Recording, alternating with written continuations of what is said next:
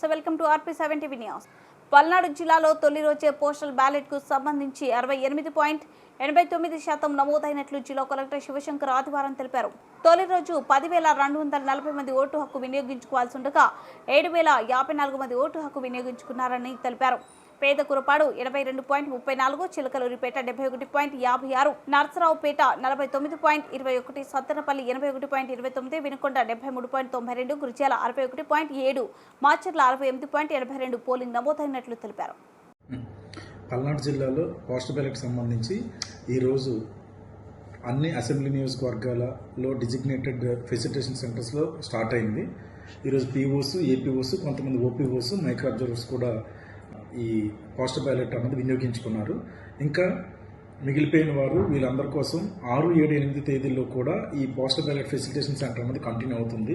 వీరితో పాటు essential services, medical and health కానీ, ట్రాన్స్పోర్ట్ డిపార్ట్మెంట్, అలాగే ముఖ్యంగా పల్నాడు జిల్లాలో పనిచేస్తూ ఇతర జిల్లాల్లో ఓటర్లుగా ఉన్న అందరూ కూడా రేపు మీకోసం ప్రత్యేకంగా ఒక ఫెసిలిటేషన్ అన్నది పెట్టి ఇవ్వడం జరుగుతుంది. కాబట్టి ఇది అందరూ కూడా గమనించి రేపు 6, 7, 8 తేదీల్లో ఏదైతే పోస్టల్ బ్యాలెట్ కోసం ఫెసిలిటేషన్ సెంటర్ పెట్టామో అది అందరూ కూడా వినియోగించుకోవాలి. సో ముఖ్యంగా ఇది వేసవికాలం, ఎండలు ఎక్కువగా ఉన్నాయి కాబట్టి అందరూ కూడా దానికి తగినట్టుగానే మీరు మెజర్స్ తీసుకొని మీరు ఈ ఫెసిలిటేషన్ సెంటర్కి రావాలని చెప్పి నేను కోరుతున్నాను.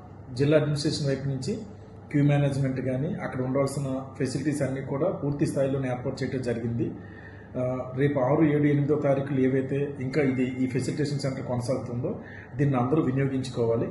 ఇంకా ఎవరికైనా సరే ముఖ్యంగా ఈ ఫామ్ 12 ఇవ్వలేని వాళ్ళు బట్ డ్యూటీ వచ్చిన వాళ్ళు వారు కూడా ఏమీ వర్రీ అవ్వాల్సిన అవసరం లేదు.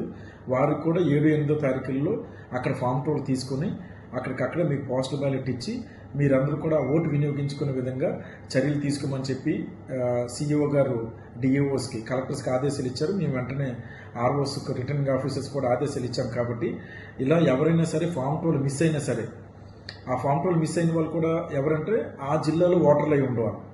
సో అటువంటి వారు వాళ్ళు ఎక్కడైతే ఓటర్గా ఉన్నారో ఆ కాన్స్టిట్యున్సీకి 7, 8 తారీఖుల్లో వెళ్తే అక్కడ వెంటనే ఫామ్ 12 తీసుకొని అక్కడే పోస్టల్ బ్యాలెట్ అన్నది మీకు ఇష్యూ చేయడం జరుగుతుంది. ఇది అందరూ కూడా గమనించి 6, 7, 8 తారీఖులో కూడా ఈ ప్రక్రియ కొనసాగుతుంది. కాబట్టి ఎవరు కూడా ఇది వేగంగా ఏమో మాకు ఓటు వేయటానికి అవకాశం రాదేమో, ఇది ఒక్కరోజు నడుస్తుందేమో, ఇటువంటి అపోహలు, సందేహాలు చాలామందికి ఉన్నాయి. అందుకోసం నేను ప్రత్యేకంగా మీ అందరికీ చెప్తున్నాను, ఇంకా ఇది 3 రోజులు కొనసాగుతుంది.